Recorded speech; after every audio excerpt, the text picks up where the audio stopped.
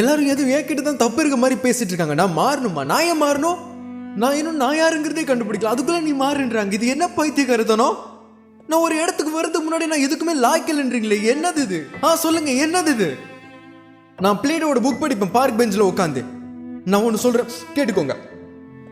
டயோஜின்ஸ் அவருக்கு பயம் இல்லை, சாக்ரட்டிஸ் அவருக்கு பயம் இல்லை. they were men. நீங்க எதுக்கு ஹெட் மாஸ்டரா இருக்கணும், நான் எதுக்கு ஸ்டூடெண்டா இருக்கணும்? நீங்க எனக்கு மரியாதை கொடுக்குற அளவுக்கு நான் தகுதியானவன் இல்லையா? நீங்க யாருன்னு தெரியறதுக்கு முன்னாடி உங்களுக்கு நான் மரியாதை கொடுக்கணும்னா அப்புறம் அது ஏன் எனக்கு கிடைக்க மாட்டேங்குது? நான் மனுஷன் இல்லையா? நான் அழ போறது இல்ல.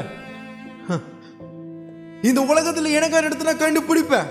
இந்த ஸ்கூல் எனக்கு கடவுள் கொடுத்தா நினைக்கிறேன். ஆனா சத்தியமா உங்களால இல்ல, வேற ஒருத்தர்னால. மிஸ்டர் ஹாஃப்மேன் அவர் தான் என்ன புரிஞ்சுக்கிட்டாரு.